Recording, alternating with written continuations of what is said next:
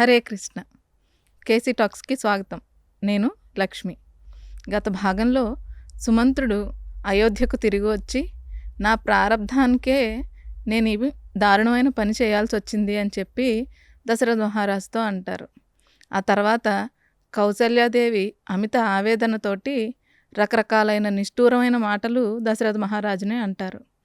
అది తట్టుకోలేక ఆయన బాధపడుతూ, తను ఇంతలా బాధపడడానికి ఏమిటా అని కారణం అని ఆలోచిస్తూ, తన చిన్నతనంలో చేసిన పాపమే ఇవాళ ఈ తన బాధకి కారణం అని చెప్పి ఆయన కౌసల్యతోటి శ్రవణకుమారుడి కథ చెప్తారు.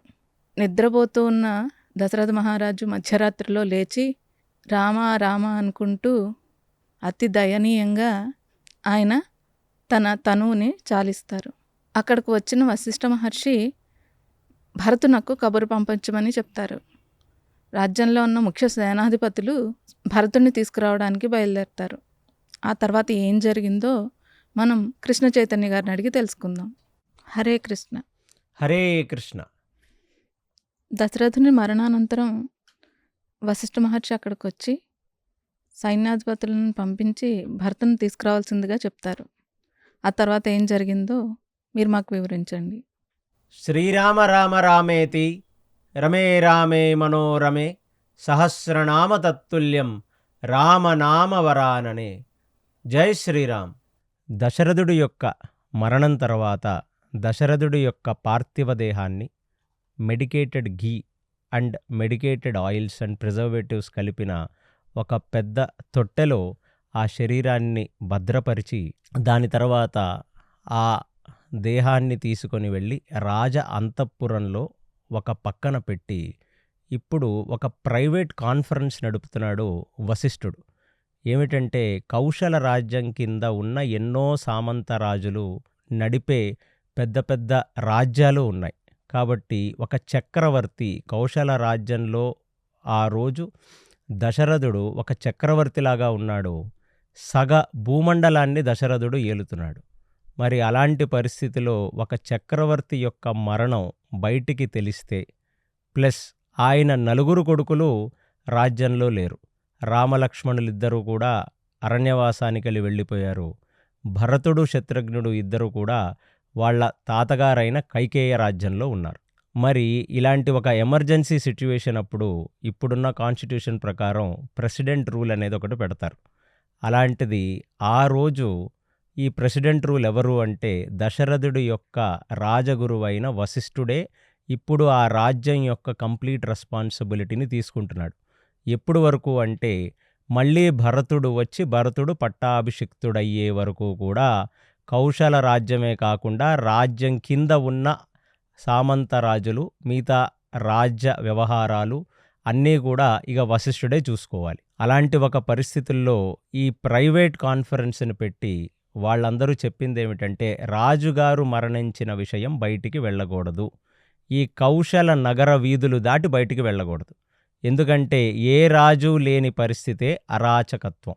అలాంటి ఒక అరాచకత్వం కానీ ఇక్కడ నెలకొంటే భద్రతకు ప్లస్ చాలా విషయాలకు ఎన్నో రకాల కాంప్లెక్స్ సిచ్యువేషన్స్ వస్తాయి. అందుకనే ఇప్పుడు వశిష్ఠుడు ఆయనకి బాగా అంతరాంగీకులు, రాజుగారికి చాలా నమ్మిన బంట్లైన 2-3 దూతలను పిలిచి వాళ్లను ఇక్కడి నుంచి తొందరగా వెళ్ళి కైకేయ రాజ్యంలో ఉన్న భరతుడికి దశరథుడు పిలుచుకురమ్మంటున్నాడు, ఏదో ఒక విషయం గురించి నీతో చర్చించాలి, కాబట్టి తొందరగా రా అని చెప్పి తీసుకురమ్మని ఆ మెసెంజర్స్ అందరికీ చెప్పటం జరిగింది. ఇప్పుడు కౌశల రాజ్యం నుంచి కైకేయ రాజ్యానికి వెళ్ళటానికి 6 రోజుల కాలమాన పరిస్థితులలో 7 రాత్రులు 8 రోజులు పట్టేదంట. మరి ఈ దూతలు చాలా తొందరగా అక్కడికి వెళ్ళాలి. కైకేయ రాజ్యం అనేది అంటే ఇవాళ జాగ్రఫికల్లీ చూసుకుంటే అయోధ్య నుంచి వాళ్ళు పాకిస్తాన్ వెళ్ళాలి. కైకేయ రాజ్యం అనేది ఆల్మోస్ట్ లాహోర్, కరాచీ దగ్గర ఉండే ఒక రాజ్యం, అంటే ఈస్టర్న్ పంజాబ్. దానికి వశిష్ఠుడే ఒక మ్యాప్ చెప్పాడు, తొందరగా మీరు ఎలాగా షార్ట్ కట్స్లో మీరు అక్కడికి వెళ్ళాలి అని. ఆ షార్ట్ కట్ వశిష్ఠుడు చెప్తుంది ఏమిటంటే, కౌశల రాజ్యం పొలిమేరల్లో ఉన్న సరయూ నదిని దాటగా కొన్ని మైళ్ళ తర్వాత మాలిని నది వస్తుంది. ఆ మాలిని నది దాటిన తర్వాత పరాతల, ప్రాలంబ అనే 2 పెద్ద కొండలొస్తాయి. ఆ కొండల మధ్య భాగం నుంచి అరణ్యంలోంచి వెళితే ఇప్పుడు ప్రస్తుతం ఉన్న ఢిల్లీ ముందు వచ్చే గంగ తగులుతుంది. అంటే ఢిల్లీకి ఆల్మోస్ట్ ఒక 50 కిలోమీటర్ల దూరంలో గంగ ప్రవహిస్తుంది. అలాంటి గంగను దాటిన తర్వాత హస్తినాపురం వస్తుంది. ఆ హస్తినాపురాన్ని దాటితే పాంచల రాజ్యం వస్తుంది. ఆ పాంచల రాజ్యాన్ని దాటగానే కురుజంగల ప్రాంతం వస్తుంది. కురుజంగల ప్రాంతం నిండా కూడా చాలా విశేషమైన సరోవరాలు, అక్కడ ఎన్నో హంసలు, ఎన్నో కొంగలు, చాలా మైగ్రేటెడ్ బర్డ్స్ వస్తాయని వాల్మీకి చెప్తున్నారు. ఆ ప్రాంతాన్ని దాటిన తర్వాత శరానంద అనే ఒక నది వస్తుంది. ఆ శరానందను దాటిన తర్వాత చాలా పెద్ద పెద్ద వృక్షాలొస్తాయి. అవే ఇవాళ మోడ్రన్ పంజాబ్. అక్కడ ఒకానొక ప్రదేశంలో సుమారుగా 1000 సంవత్సరాలు, 2000 సంవత్సరాల ఓల్డ్ వృద్ధ వృక్షాలుంటాయి. ఆ వృక్షాలకు ఒక పరిక్రమ చేసి కౌశల రాజ్యంలో ఎటువంటి అవాంతర పరిస్థితులు రాకుండా కాపాడమని ప్రార్థించమని వశిష్ఠుడు చెప్తున్నాడు వీళ్ళకి. ఆ వృక్షాల యొక్క పేర్ల గురించి చెప్తూ సత్యోపాయాచన అనే ఒక పెద్ద వృక్షం ఉంటుంది. కొన్ని వందల వేల సంవత్సరాల పురాతనమైన వృక్షం. ఆ వృక్షానికి పూర్వం ఇక్ష్వాకు కులంలో ఉన్న రాజులందరూ కూడా ఎన్నో రకాల విశేష పూజలు చేశారు. కాబట్టి ఆ వృక్షానికి ఒక ప్రదక్షిణ చేసి అక్కడ భరతుడి యొక్క ఆయువుకి, రామలక్ష్మణ శత్రుఘ్నుల ఆయువుకి గాను మీరక్కడ ప్రార్థనలు జరపవలసినది అని వశిష్ఠుడు చెప్పాడు. దాని తర్వాత మీకు కులీయ అనే ఒక ప్రాంతం వస్తుంది. ఆ కులీయ ప్రాంతం దాటిన తర్వాత పచ్చిక బయళ్ళు, ఎన్నో రకాల ఉద్యానవనాలు వస్తాయి. అక్కడ విశేషంగా ఇక్షుమతి అనే ఒక నది వస్తుంది. ఆ నదిని దాటిన తర్వాత ఇవాళ ఉన్న మోడ్రన్ పంజాబ్లో బియాస్ అనే ఒక నది, దాన్ని సంస్కృతంలో విపాస అని పిలుస్తారు. అలా ఈ 5 నదుల ప్రాంతాన్ని దాటిన తర్వాత అప్పుడు ఈస్టర్న్ పంజాబ్, అది ఇవాళ పాకిస్తాన్. అదే కైకేయ రాజ్యం. ఆ కైకేయ రాజ్యానికి ఎలా అయితే కౌశల రాజ్యం అనే దానికి క్యాపిటల్ సిటీ అయోధ్య ఎలాగో, అలాగ కైకేయ రాజ్యానికి గిరివ్రాజ అనే పేరు గల్ల ఒక సిటీ దాని క్యాపిటల్. అందులో ఈ కైకేయ రాజైన అశ్వపతి ఉంటాడు. అక్కడికి వెళ్ళండి. వెళ్ళి తక్షణం భరతుణ్ణి కలుసుకొని మాకు వశిష్ఠుడు పంపించిన వర్తమానం ఏమిటంటే, దశరథుడు చాలా ఇంపార్టెంట్ విషయంగా భరతుణ్ణి పిలుస్తున్నాడు. కాబట్టి తక్షణమే భరతుణ్ణి పంపించవలసినదని కైకేయ రాజ్యపు రాజైన అశ్వపతికి మీరు చెప్పండి అనగానే ఆ దూతలు ఆ సాయంత్రమే అక్కడి నుంచి బయలుదేరి వాళ్ళు ఈయన చెప్పిన మార్గం వెంట 7 రోజులలో చేరుకోవలసినది కేవలం 4 రోజులలోనే వాళ్ళు ఆ కైకేయ రాజ్యానికి చేరుకున్నారు. కైకేయ రాజ్యానికి చేరుకొని అశ్వపతికి వాళ్ళు చెప్పారు, ఇలా దశరథుడు తక్షణమే భరతుణ్ణి, క్షత్రజ్ఞుణ్ణి తీసుకొని రమ్మన్నాడు అనే ఒక సంగతిని. అప్పుడు అశ్వపతి, సరే ఏమైనా ఎమర్జెన్సీ సిచ్యువేషనా, అక్కడ వాళ్ళకి ఆరోగ్యాలన్నీ బాగానే ఉన్నాయా, రాముడికి ఎలాగుంది, లక్ష్మణుడికి ఎలాగుంది, కాసేపు అశ్వపతికి కైకేయి మీదకు వెళ్ళింది. నా కూతురైన కైకేయి బాగానే ఉందా, అందరి గురించి అడిగాడు. కానీ దశరథుడే తీసుకురమ్మన్నాడని వీళ్ళు చెప్పారు కాబట్టి దశరథుడి గురించి ఆయన అడగలేదు. దూతలను అడిగాడు, ఏమిటంత ఎమర్జెన్సీ సిచ్యువేషన్ అంటే, అదంతా తెలియదండి, దశరథుడు వశిష్ఠుడు కలిసి మాట్లాడుకుంటూ తొందరగా పిల్లల్ని తీసుకురమ్మన్నారు అనగానే అప్పుడు అశ్వపతి ఆయన దగ్గర ఉన్న కొందరు మనుషుల్ని వెళ్ళి భరతుణ్ణి తీసుకురా అని కబురు పంపాడు. అప్పుడు భరతుడు అక్కడ కొందరు స్నేహితులతో ఒక ఉద్యానవనంలో కూర్చొని ఉన్నాడట. అక్కడ వాళ్ళ స్నేహితులందరూ ఎన్నో రకాలుగా జోకులేస్తుంటే భరతుడు నవ్వలేక ముఖమంతా దిగాలుగా పెట్టుకొని ఏ జోకుకి కూడా ఆయన స్పందించకుండా అలాగ దిగాలుగా కూర్చున్నాడు. అప్పుడు భరతుడి పక్కన ఉన్న ఒక స్నేహితుడు అడిగాడు, ఇవాళ పొద్దున్నుంచి చూస్తున్నాను, మనం ఈతకు వెళ్ళాం, మనం కొన్ని ఉద్యానవనాల్లో తిరిగాం, ఎక్కడ కూడా నీ మనసు నిలకడగా లేదు, నీ ముఖంలో ఏదో ఒక చింత మాకు చాలా స్పష్టంగా కనబడుతుంది, ఏం జరిగిందో మాకు వివరించవలసినది అన్నాడు. దానికి భరతుడు, ఇవాళ పొద్దున బ్రాహ్మీ ముహూర్తంలో నాకు ఒక విచిత్రమైన కల ఒకటి వచ్చింది. ఆ కలలో నా తండ్రి గారు ఆకాశ మార్గంలో రథం నడుపుతుండగా, అంటే గాల్లో ఆ రథం వెళుతుండగా, రథం మీద నుంచి జారి కిందకు పడ్డారు.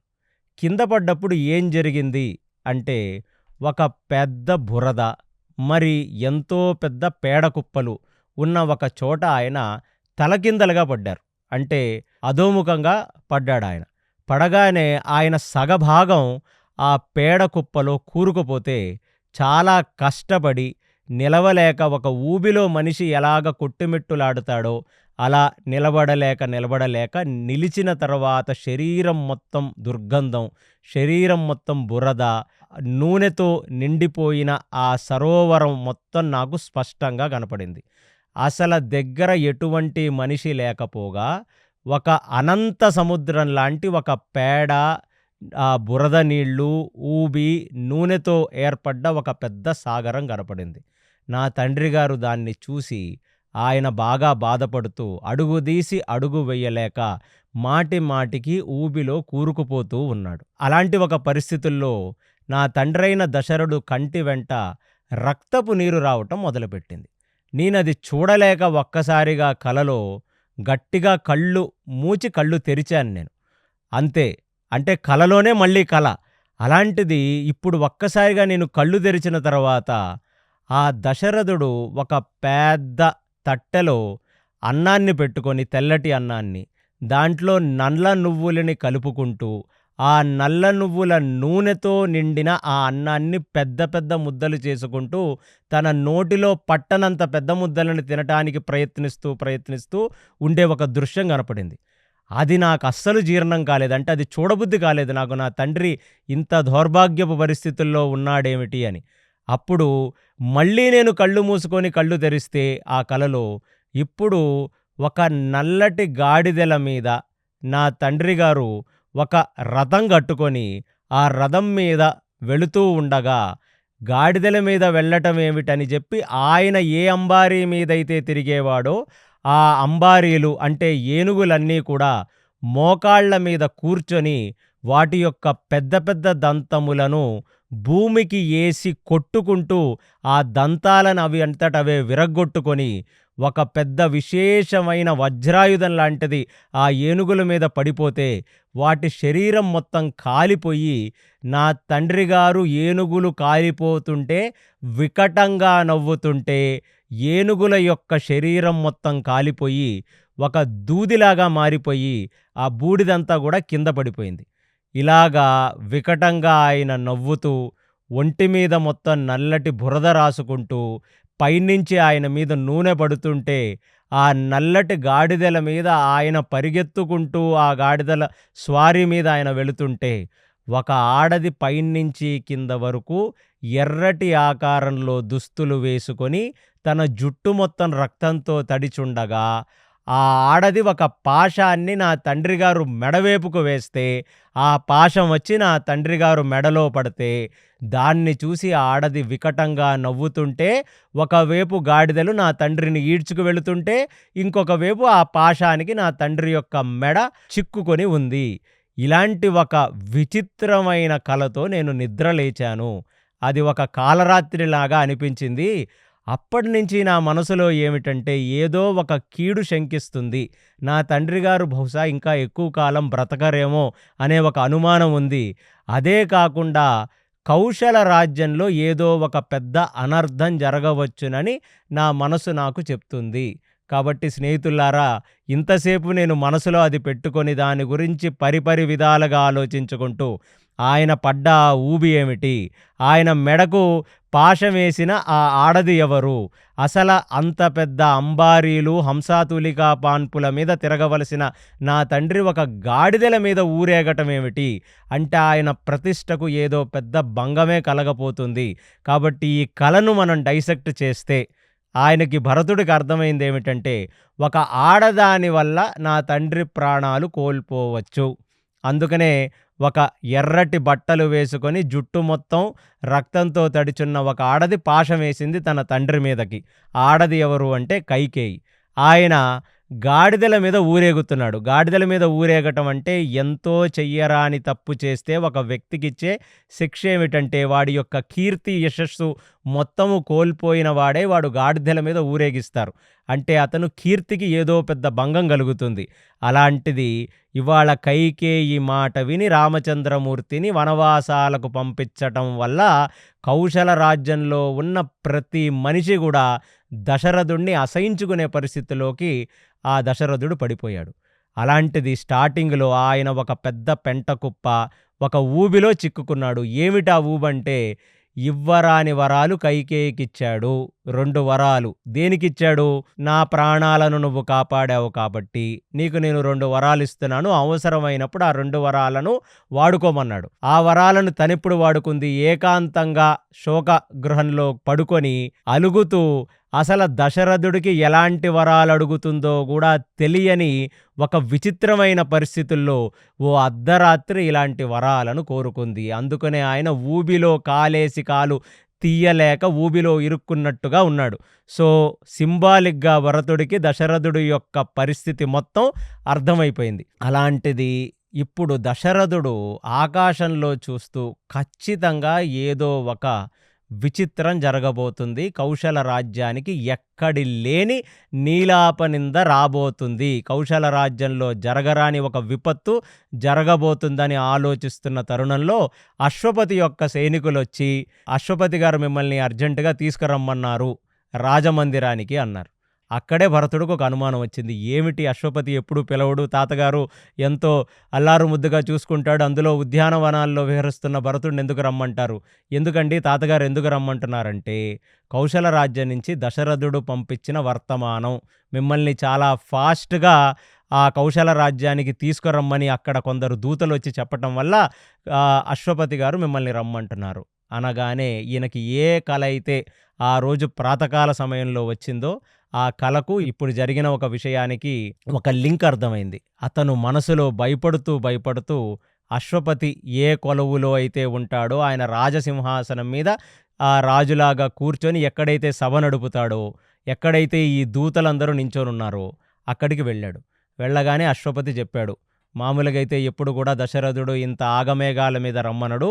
బహుశా అక్కడ ఏదైనా ఒక పొలిటికల్లీ ఏదైనా ఒక పెద్ద విషయం జరగచ్చునేమో. కాబట్టి భరత తక్షణమే నువ్వు, శత్రుఘ్నుడు ఇద్దరు కూడా బయలుదేరి వెళ్ళండి అని చెప్పి 1000 ఏనుగులు, మరి ఎన్నో విశేషమైన గుర్రాలు. ఎందుకంటే కైకేయి రాజ్యంలో ఉన్న ఒక ప్రత్యేకత ఏమిటి అనేది వాల్మీకి చెప్తున్నారంటే, ఉత్తమ జాతి గుర్రాలుంటాయి. ఈ సింధ్ రీజియన్లో కాందహార్, బలూచిస్తాన్, కజకస్తాన్ నుంచి వచ్చే ప్రత్యేకమైన బ్రీడ్స్ని వీళ్ళందరూ కూడా యుద్ధాలకు వాడేవాళ్ళు.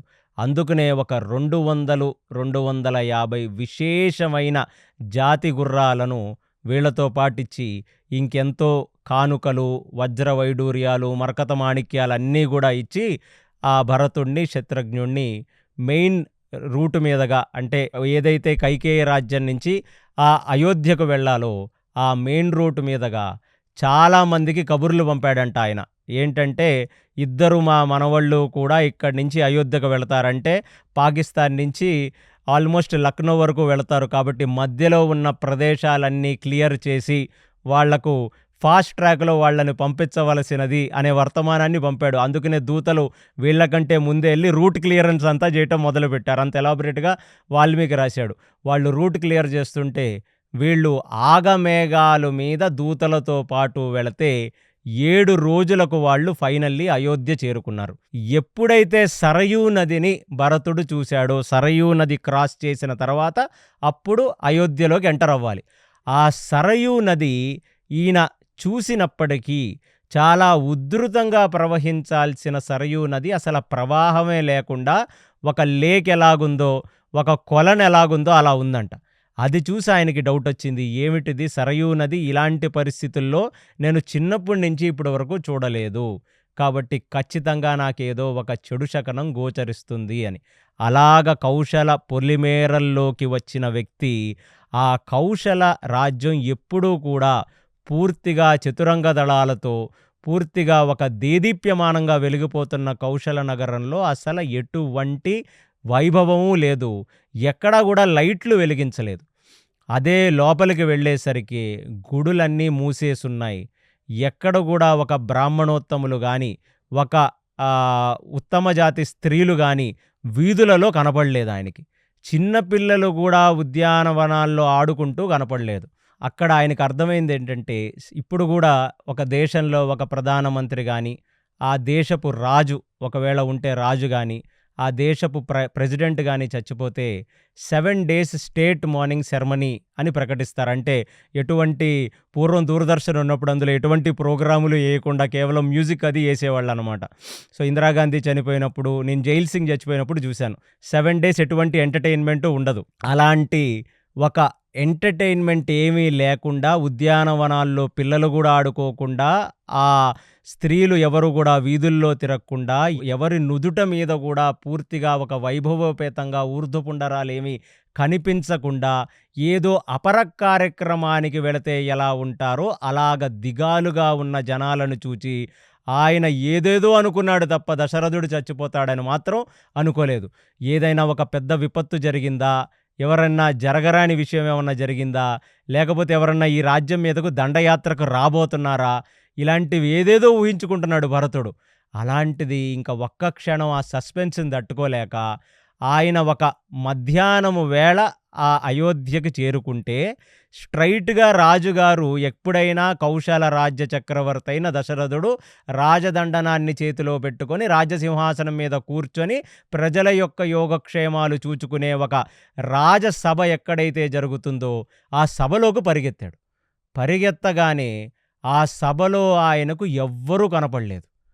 అలాంటిది ఇప్పుడు భరతుడికొచ్చిన పెద్ద డౌట్ ఏమిటంటే, రాజుకేమన్నా అనారోగ్యం వచ్చిందా?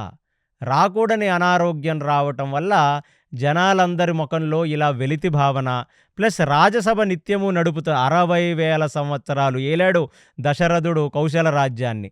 అలాంటిది ఏ ఒక్కరోజు కూడా ఆయన రాజసభలో లేనట్టుగా భరతుడికి తెలియదు. అలాంటిది పరిగెత్తుకుంటూ తండ్రి గారికి ఒంట్లో బాలేదేమో అని చెప్పి, ఆయన కాన్ఫిడెన్స్ ఏంటంటే తండ్రి గారు రాజసభలో లేకపోతే కైకేయి యొక్క అంతఃపురంలో ఉంటారు. అంటే కైకేయి కట్టించిన ప్యాలెస్‌లో ఉంటారు.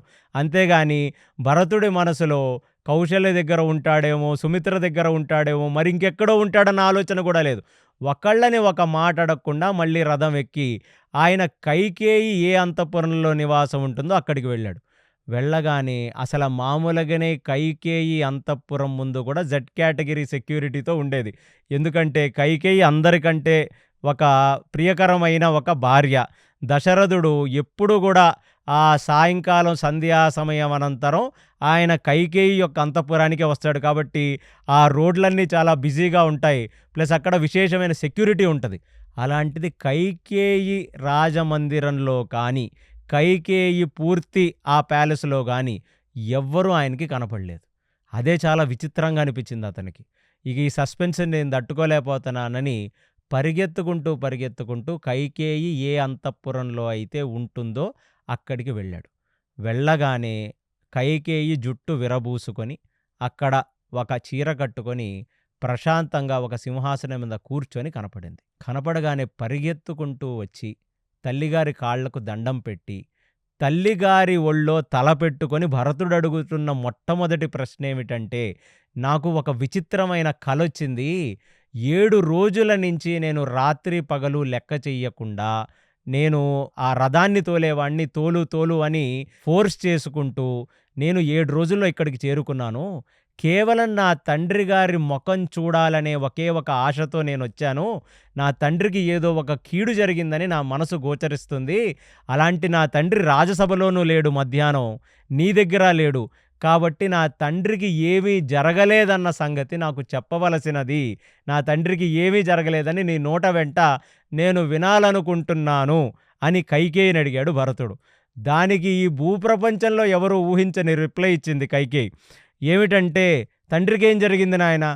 ఏమీ జరగలేదు. ఏం జరుగుతుంది?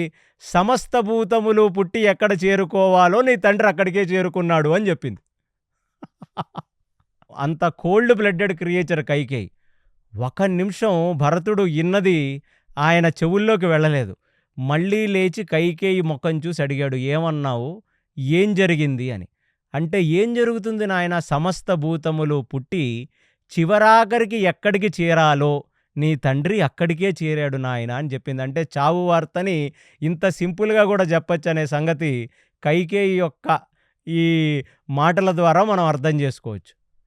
భరతుడు ఒక్కసారిగా అది చూసి నిర్ఘాంతపోయాడాయన. నిర్ఘాంతపోయి అసలు నా తండ్రి ఎందుకమ్మా చనిపోయాడు? ఏం అలాంటి పరిస్థితొచ్చింది? నేను వెళ్ళినప్పుడు బానే ఉన్నాడు కదా!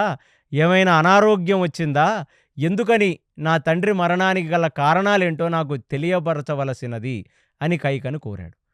కోరితే కైక దానికి ఏం చెప్తాం నాయనా? మనం అందరం మహాభారతం చదివిన వాళ్ళం. నేను ధృతరాష్ట్ర సిండ్రోమ్ అని ఒకటి చెప్పాను. అంటే తండ్రికి విపరీతమైన పుత్రవాత్సల్యం అన్నమాట. అంటే కొడుకు ఎలాంటి వాడైనా నా కొడుకుని మించినవాడు లేడు. ఇక నా కొడుకు కోసం నేను సర్వస్వం అని అనుకునే ఒక తండ్రి నీ తండ్రి. అలాంటిది రాముడి మీద అతివాత్సల్యం ఎక్కువయ్యి రామా రామా రామా అని కలవరిస్తూ లేని రామచంద్రుడు గురించి పరితపిస్తూ ఉన్న జీవితాన్ని అనుభవించకుండా పుత్ర వ్యామోహం ఎక్కువై చనిపోయాడు నాయన నీ తండ్రి అని చెప్పింది. భరతుడు వదిలి వెళ్ళిన అయోధ్య ఒక రకమైన అయోధ్య. ఆయన ఊహించుకోగలిగిన ఒక అయోధ్య. ఆయన వెళ్ళిన తర్వాత ఇక్కడ చాలా వింత విషయాలన్నీ, ఊహించలేని విషయాలన్నీ జరిగాయి. ఇంకా ఆయనకి అవన్నీ తెలియదు. అలాంటిది పుత్రవాత్సల్యం ఎక్కువయ్యి రామా రామా అని కలవరిస్తూ చనిపోవటం ఏమిటమ్మా?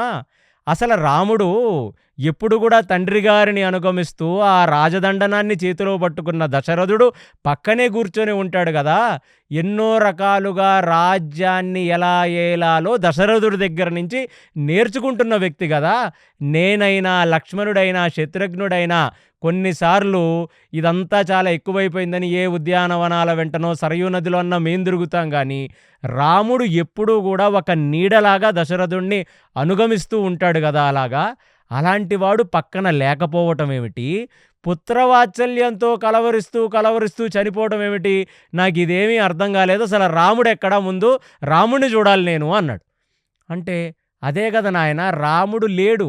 లేని రాముడు కోసం ఆలోచించి పరిపరు విధాలా పరితపించి దశరథుడు కన్ను మూశాడు. రామచంద్రమూర్తి తండ్రిని వదిలేసి ఎక్కడికి వెళ్ళాడు? అసలు రాముడు జాడేమిటి అంటే నాయనా దానిదే ఉంది. ఒకానొక రోజు రాముడికి పట్టాభిషేకం చేద్దాము అని నీ తండ్రి అనుకున్నాడు. ఎప్పుడో నేను కదా నీ తండ్రి ప్రాణాలు కాపాడింది. అప్పుడు నాకొక వరం ఇచ్చాడు. ఏమిటంటే 2 వరాలు నీకిచ్చాను. ఎప్పుడైనా నీకు కావలసి వచ్చినప్పుడు నువ్వు తీసుకోవలసినది ఆ వరాలని నా దగ్గర నుంచి. అలాంటిది ఆ రాత్రి నేనేదో కూర్చొని ఉన్నాను ఒక శోకసంద్రంలో నా అంతఃపురంలో. నీ తండ్రి వచ్చాడు. ప్రతిసారి సాయంత్రం వచ్చినట్లే నా 2 కోరికలు ఇప్పుడు తీరుస్తావా అని అడిగాను. ఖచ్చితంగా తీరుస్తాను, నీకంటే నాకెవరెక్కువ అన్నాడు. కాబట్టి నేను 2 కోరికలు అడిగాను. వనవాసానికి రాముణ్ణి పంపించాలి. అది 14 సంవత్సరాలు. అది మామూలు వనవాసం కాదు. జటాజూటం అది తరించి పరమయోగులు తపస్సులు ఎలా అయితే వానప్రస్థాశ్రమం తీసుకొని అరణ్యాలకు వెళతారో అలాగ రామచంద్రమూర్తి వెళ్ళి ఒక గొప్ప తపస్సు చేసి ఇంకా యోగి పుంగవుడవ్వాలి అని నేను ఆయన్ని అరణ్యవాసాలకు పంపించడం అనేది ఒక మొదటి కోరిక.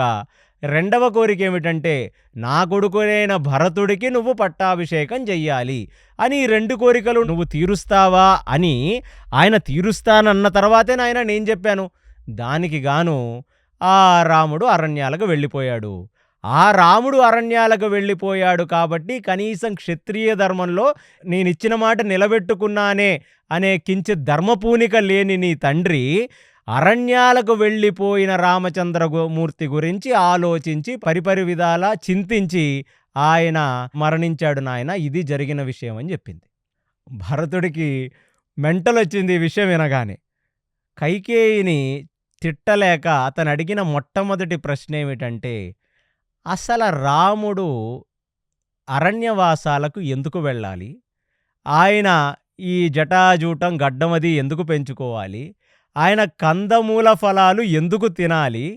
ఆయనని అరణ్యవాసానికి పంపించాల్సిన ఒక దౌర్భాగ్యపు పరిస్థితి ఎందుకొచ్చింది? నీకలాంటి ముదనష్టపు ఆలోచన ఎందుకొచ్చిందో నాకు నువ్వు చెప్పవలసినది అని అడిగాడు. అంటే ఇప్పటికీ తల్లి మీద ఎంత ఎఫెక్షనో ఉంది.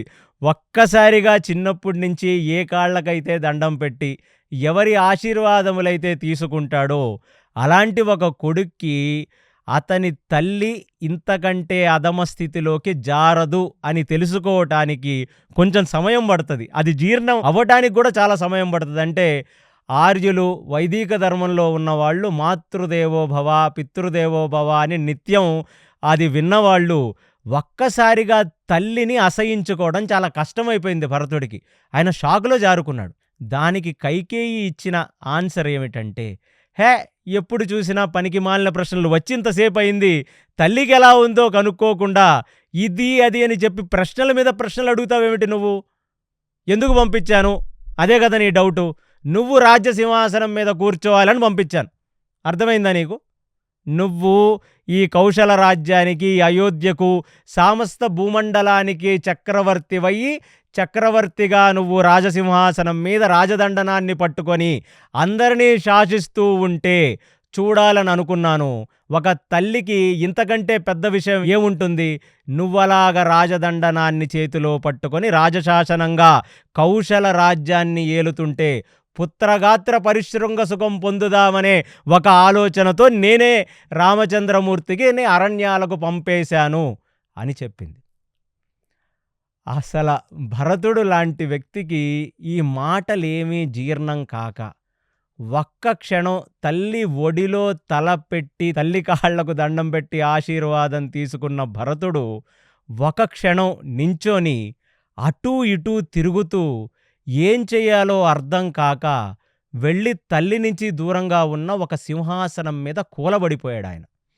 అసలు కూలపడి భరతుడు ఒక్క మాట మాట్లాడలేక, వినరాని విషయం వింటే ఒకళ్ళు ఎలా షాక్ అయిపోతారో, తండ్రి గారు మరణించారన్న విషయానికి కూడా భరతుడంత షాక్ అవ్వలేదు. కానీ నువ్వు రాజదండనాన్ని చేతిలో పట్టుకొని రాజశాసనం చేస్తుంటే నిన్ను చూసి పుత్రగాత్ర పరిశ్రంగ సుఖం పొందుదామని అనుకున్నాను అనే ఒక మాటకి నిర్ఘాంతపోయి అలా షాకులో ఉండిపోయాడు.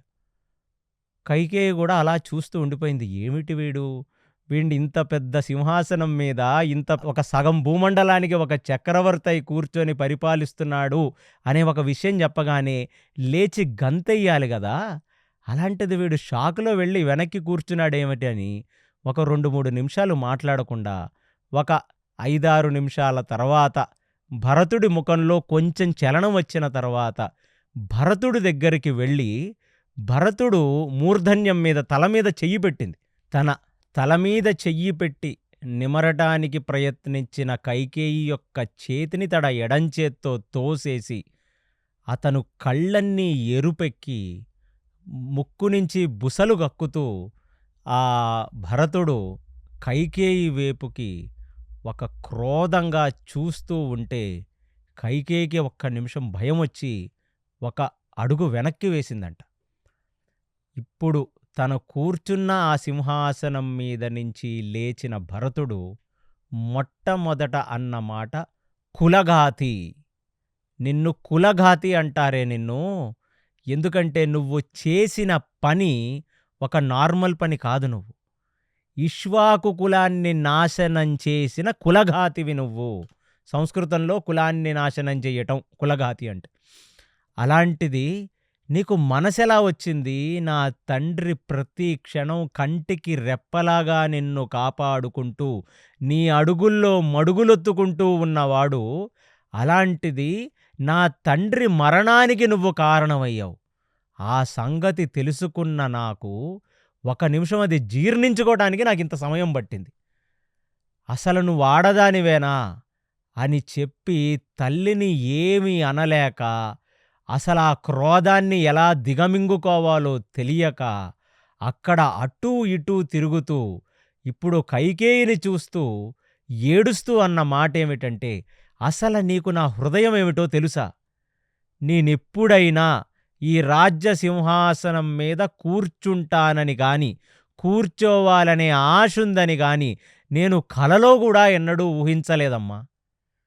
నువ్వు చేసిన పనికి ఇవాళ నా తండ్రి చనిపోయాడు. ఇప్పుడు నాకు నిన్ను చూస్తే నా ఒంటి మీదంతా ఏదో ఒక తేళ్ళు, జర్రెలు, గొంగళ పురుగులు పాకితే ఎలా ఉంటుందో అలాంటి ఒక జుగుప్సాభావం కలుగుతుంది నిన్ను చూస్తుంటే. అసలా మాటికి వస్తే, అసల ఇది నువ్వు నా కోసం ఎందుకు కోరావో తెలుసా? నా మీద ఉన్న ప్రేమ అని నువ్వనుకుంటున్నావు. నా మీదున్న ప్రేమకి నువ్వు 2 వరాలు కోరి నాకేదో హితం చేర్చావని నువ్వనుకుంటున్నావు. అసల కొడుకు మనసుని అర్థం చేసుకోలేని కులగాతకురాల. ఎన్నడైనా నీ కొడుకు మనసులో ఏముందో నువ్వు అర్థం చేసుకున్నావా? నీ కొడుకు ఎన్నడైనా ఈ రాజ్యాన్ని ఏలతాడని నువ్వనుకున్నావా? నేనొచ్చి నీకు చెప్పానా? నా తండ్రి పోయి ఆ దుఃఖాన్ని జీర్ణించుకోలేక నేను ఇన్ని పరిపరి విధాలా నేను వేధింపబడుతుంటే అంతర్ముఖంగా, తర్వాత దానికి తోడు పుండు మీద కారంలాగా నన్ను ఒక తమ్ముడులాగా కాకుండా ఒక కొడుకులాగా చూసుకున్న నా అన్నని నువ్వు అరణ్యాలకు పంపించేసింది కాకుండా నన్ను రాజ్యం ఏలుకోమని నువ్వు నాకు చెప్తున్నావంటే, నీకంటే క్రూరమైన స్త్రీని నేను నా జీవితంలో ఇక ముందు చూడను, ఎన్నడూ చూడనూ లేదు. నా కంటికి నువ్వు తల్లిలాగా కనపడట్లేదు.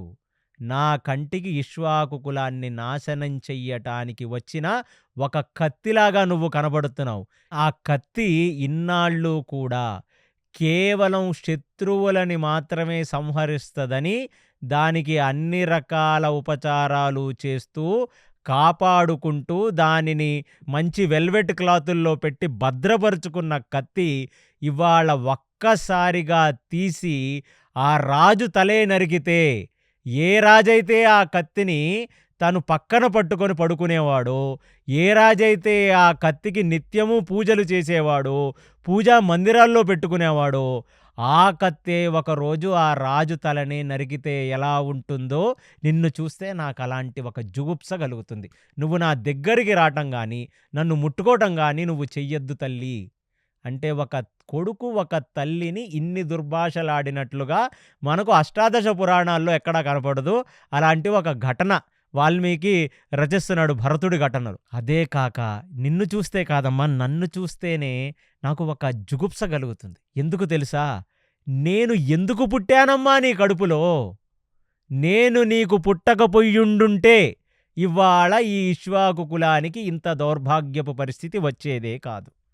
నేను మొట్టమొదటిసారి నీకు పుట్టినందుకు నేను ఆల్మోస్ట్ ప్రతిరోజు ఏడ్చే ఒక రోజు తీసుకొచ్చావు నువ్వు. నిన్ను చూసిన ప్రతిసారి ఇలాంటి దానికా నేను పుట్టిందని నేను పరిపరి విధాలుగా రోదించి, వేధించి, కుంగి కృషించిపోయే దుస్థితిలో నన్ను పడేశావు నువ్వు. అనగానే కైకకు ఒక్క మాట మాట్లాడటానికి డైలాగ్ వదలలేదు భరతుడు. అసలు ఏమీ మాట్లాడలేక భరతుడు బుసలు కక్కుతూ, కళ్ళల్లోంచి ఆ క్రోధం చూపిస్తూ, కళ్ళల్లోంచి నెత్తురు ఒకటే రాలేదు భరతుడికి. ఒళ్ళంతా ఎరుపెక్కి, ఏమీ చెయ్యలేక, తల్లిని కొట్టలేక, ఆ తల్లి దగ్గర ఎలా ప్రవర్తించాలో కూడా అర్థం కాని భరతుడు ఏమి చెయ్యాలో అర్థం కాక, ఛీ నీ మొఖం నాకిక చూపించద్దు, నేను నిన్ను చూడను, నువ్వు నన్ను చూడద్దు, నేను నీకు పుట్టలేదు, నువ్వు నాకు తల్లివి కాదు. అసలు ఇదంతా పక్కన పెడితే ఒక తల్లి ధర్మంలో ఎలాగో ఫెయిల్ అయ్యావు నువ్వు. ఒక తల్లిగా నువ్వు ఫెయిల్ అయ్యావు. కానీ ఇక్ష్వాకు కులంలో ఒక పట్టపు స్త్రీగా, ఒక రాణిగా నీకొక బాధ్యత ఉందా లేదా? ఈ ఇక్ష్వాకు వంశం మీద, కౌశల రాజ్యం మీద, అయోధ్య నగరం మీద నీకు బాధ్యత ఉందా లేదా? తల్లిగా నువ్వు ఫెయిల్ అయ్యావు. కనీసం ఒక రాణిగా నువ్వు నిలబడ్డావా? ఈ ఇక్ష్వాకు కులంలో కేవలం పెద్ద కొడుకు మాత్రమే రాజసింహాసనాన్ని అధిరోహిస్తాడు. అవునా కాదా? అంటే ఏ మాట మాట్లాడకుండా కైకేయి మౌనం వహిస్తూ, కొడుకు ముఖం వైపు చూడటానికి కూడా తన ముఖం చాలక అలా నించుండిపోయిందంట. నేను మళ్ళీ అడుగుతున్నానమ్మా నిన్ను, ఇక్ష్వాకు కులంలో ఎన్నడైనా మొదటివాడు కాకుండా తర్వాత పుట్టినవాడు ఎప్పుడైనా రాజ్యాన్ని ఏలాడా లేదా? అంటే కైక ఏ మాట మాట్లాడలేదు. ఇప్పుడు కైక దగ్గరికి వచ్చి చెప్తున్నాడు, ముందు నువ్వు తల్లిగా నెగ్గటం కాదు, ఒక బాధ్యతగా ఉన్న ఒక రాణిగా, నువ్వు పట్టపు స్త్రీగా, రాజు ఎల్లప్పుడూ నీ మీద ఆసక్తితో ఉన్నప్పుడు నువ్వు నీ స్వార్థం కంటే ముందు ప్రజల యొక్క యోగక్షేమాలు ఆలోచించాలి. అలాంటిది ఇవాళ ఏమైంది? నువ్వు నా తండ్రిని చంపేశావు. దానివల్ల ఒక రాజు కొరత ఏర్పడింది కౌశల రాజ్యానికి. జనాలందరూ నిన్ను అసహించుకుంటున్నారు వీధుల్లో. అలాంటిది ఇవాళ కేవలం ఒక కొడుకు మీద ప్రేమ అనే నీ స్వార్థాన్ని అడ్డం పెట్టి నువ్వు ఈ రాజ్యము యొక్క యోగక్షేమాలను కూడా విస్మరించిన స్త్రీగా నీ మీద దేశద్రోహం ఛార్జ్ వేసి నిన్ను కటకటాల వెనకాలను వేసేయాలి. నీ వల్ల ఈ కౌశల రాజ్యంలో ఇలాంటి ఒక అభద్రతా పరిస్థితి నెలకొంటే కనీసం ఆ గిల్టు, ఆ బాధ నీ కళ్ళల్లో కనపడకపోగా నిన్ను రాజ్యసింహాసనం మీద కూర్చోపెట్టడానికి నేనిది చేశాను అని నువ్వు గర్వంగా చెప్పుకుంటున్నావంటే నువ్వసలు మనిషివి కాదా? ఇక కైకేయి మాట్లాడటానికి ఒక మాట మిగల్చలేదు భరతుడు. ఇప్పుడు నేను చెప్తున్నాను, నువ్వెను. ఏ కొడుకు కోసమైతే నువ్వు భర్తను చంపుకున్నావో, ఏ కొడుకు కోసమైతే సుగుణాభిరాముణ్ణి 14 సంవత్సరాలు జటాజూటం పెంచుకొని కందమూల ఫలాలు తింటూ అరణ్యాలలో యోగులలా బ్రతకమని పంపించావో ఆ కొడుకుగా నేను చెప్తున్నాను. ఎన్నడూ ఒక్కనాటికి నేను ఈ రాజ్యాన్ని ఏలను, ఒక్కనాటికి నేను ఈ సింహాసనం మీద కూర్చోను. నువ్వు ఏది చూసి మురిసిపోదామనుకున్నావో నీకా భాగ్యం నేను కలగనివ్వను, నీకా అదృష్టాన్ని నేను కలగనివ్వను. నీ కళ్ళు ఏ రాముణ్ణి చూసి అసూయ వ్యక్తపరిచాయో ఆ కళ్ళు ఇక ముందు నీకు నచ్చిందేది చూడకుండా చేసే బాధ్యత నాది. నేను తక్షణం అరణ్యాలకు వెళతాను. ఏ దండకారణ్యంలో రాముడు తిరుగుతున్నాడో నేను ఆ దండకారణ్యాలకు వెళ్ళి రాముణ్ణి తీసుకొని వస్తాను. తీసుకొని రావటమే కాదు, నువ్వు ఏ శిక్ష అయితే రాముడికి విధించావో ఆ శిక్ష నేను తీసుకుంటాను నా మీద. నేను 14 సంవత్సరాలు అరణ్యవాసం చేసి జటాజూటం పెంచుకొని కందమూల ఫలాలు తింటూ అరణ్యాల్లో నివసిస్తాను. ఇప్పుడేమంటావమ్మా నువ్వు అని చెప్పి కైకేయితో మాట్లాడుతుంటే ఈ మాటకు కైకేయి తలవెత్తి భరతుణ్ణి చూసింది. చూసి ఇక ఏ మాట మాట్లాడలేని దౌర్భాగ్య పరిస్థితిది కైకేయి. నువ్వు ఏది ఆశించి నా తండ్రిని చంపావు, ఏది ఆశించి నా అన్నని ఇక్కడి నుంచి పంపించావు, నువ్వు ఏది ఆశించి జనాల యొక్క యోగక్షేమాలను తాకట్టు పెట్టావో అవేవీ కూడా జరగకుండా చూసుకునే బాధ్యత నాది అని చెప్పి కైకేయిని అసహ్యించుకొని ఒక కొడుకు అనరాని మాటలు తల్లిని అని ఆ అంతఃపురం నుంచి బయటికి వెళ్ళిపోయి అసలు తండ్రి ఎక్కడున్నాడో అక్కడ ఉన్న వాళ్ళందరి దగ్గర నుంచి తెలుసుకొని ఇప్పుడు కౌసల్య అంతఃపురం వైపుకు పరుగులు తీయటం మొదలుపెట్టాడు భరతుడు. ఎప్పుడైతే ఇక కౌసల్య అంతఃపురం వైపుకు వెళ్ళాడో ఎక్కడ లేని సెక్యూరిటీ, ఎక్కడ లేని చతురంగ దళాలు, ఎక్కడ లేని మనుషులందరూ అక్కడే ఉన్నారు.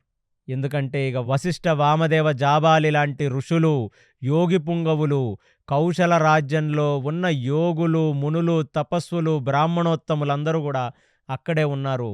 దశరథుడి పార్థివ దేహం ఎక్కడైతే ఉందో అక్కడ ఎన్నో రకాల పురాణ శ్రవణాలు, ఎన్నో రకంగా మంత్ర వేదగోష్ఠి అక్కడ జరుగుతూ ఉంది. అదంతా గమనించాడు. ఒక్కసారి తన తండ్రి చివరాఖరి చూపునన్నా తను చూసుకుందామని తను ఆగమేఘాల మీద పరిగెత్తుకుంటూ తండ్రి గారి ఏ తొట్టెలో పడుకోబెట్టారో అక్కడికి వెళుతుంటే తన ముందు కౌసల్య, సుమిత్ర ఇద్దరూ కూడా వైదవ్యంలో పూర్తిగా కూరిపోయి ఏడుస్తూ కనపడ్డారు. కనపడగానే ముందు కౌసల్య దగ్గరికి వెళ్ళి కౌసల్యకు నమస్కరించి కౌసల్య కాళ్ల మీద పడబోతుంటే కౌసల్య, సుమిత్ర ఇద్దరు పక్కన ఉండి ఇప్పుడు కౌసల్య భరతుడితో అన్న మాట ఏమిటంటే, చాలా సంతోషం నాయనా, నిన్ను చూడగానే ఎక్కడ లేని సంతోషం కలుగుతుంది నాకు. నీ తల్లి అనుకున్నట్టుగానే రాముడు అరణ్యాలకి వెళ్ళిపోయాడు, నా భర్త శవమై మిగిలాడు. ఏలుకో నాయనా ఏలుకో, నువ్వు ఏది ఆశించావో, నీ తల్లి ఏది ఆశించావో ఇదంతా నీ నెత్తినేసి ఏలుకో నాయనా, ఈ కౌశల రాజ్యాన్ని, ఈ చక్రవర్తి సింహాసనాన్ని నువ్వు ఏలుకో నాయనా అంది. ఒక్కసారి కాళ్ల మీద పడ్డ భరతుడు తల పైకెత్తుకొని కౌసల్య కళ్ళల్లో చూసి కౌసల్య చేతులను తన చేతుల్లోకి తీసుకొని అసలు భరతుడు యొక్క పరిస్థితి అది ఒక విచిత్రమైన పరిస్థితి. అలాంటి ఒక దౌర్భాగ్యపు పరిస్థితి ఈ భూమండలంలో ఎవడికి రాకూడదు. ఎందుకంటే ఎక్కడైనా ఎందరో శత్రువులుంటారు గానీ, తల్లే శత్రువవ్వటం అనేది ఈ భూప్రపంచం మీద ఎవరన్నా ఒకళ్ళ జీవితంలో జరిగిందా అంటే అది భరతుడి జీవితంలో జరిగింది. అసల భరతుడు అనే పేరు ఎందుకొచ్చింది అనేది నేను మొట్టమొదటి పాడ్‌కాస్ట్‌లో చెప్పాను. భరించినవాడు కాబట్టి భరతుడు.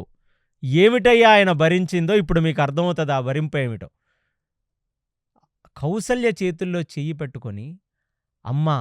ఒక్కనాటికి నేను ఈ సింహాసనం మీద కూర్చోవాలి అని గాని, కూర్చుంటాని అని గాని, కలలో గూడా నేను ఆశపడలేదమ్మా.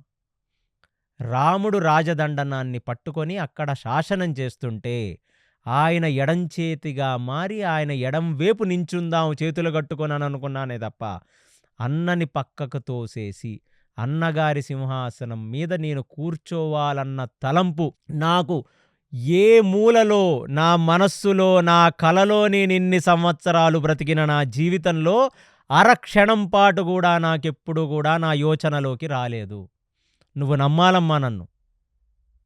నా తల్లి పిశాచం పట్టి, దయ్యం పట్టి, షాకిని, డాకిని లాంటి దయ్యములు పూని ఎందుకందో నాకిప్పటికీ అర్థం కావట్లేదమ్మా. అది నా హృదయం కాదమ్మా. నేనెన్నడూ అలా ఆశించలేదమ్మా. అందులోనూ నాకు తండ్రిగారి హృదయం ముందు నుంచి కూడా తెలుసు. జనుల హృదయం తెలుసు. రామచంద్రమూర్తినే వాళ్ళందరూ కూడా చక్రవర్తిగా చూడాలని అనుకున్నారు. అది నాకు తెలుసు. అంటే కౌసల్య కనీసం భరతుడి యొక్క మాటను విని పాపం భరతుడికి ఇలాంటి ఆలోచన లేదేమో అని నమ్మే పరిస్థితిలో కౌసల్య గాని, సుమిత్ర గాని, మిగతా ఎటువంటి ఆడవాళ్ళు వాళ్ళ ఎనకాల వైదవ్యంతో నిలబడ్డ దశరథుడి ఏ భార్య కూడా భరతుడి యొక్క మాటలను నమ్మల. ఒక్క క్షణం భరతుడు తన చేతులను కౌసల్య చేతుల్లోంచి తీసుకొని తన తలను కొట్టుకుంటూ ఆ తండ్రిగారి శవాన్ని ఇంకా చూడకుండా ఆ దగ్గర ఉన్న యోగి పుంగవులు, ఋషులు అందరినీ చూస్తూ ఒక హిస్టీరియా వచ్చిన వ్యక్తిలాగా తన కాళ్ల మీద గెంతుకుంటూ, తన చేతులను కింద పెట్టి దీనిని దానిని గుద్దుకుంటూ, తన తలని మళ్ళీ కొట్టుకుంటూ మళ్ళీ కౌసల్య వైపు వచ్చాడు.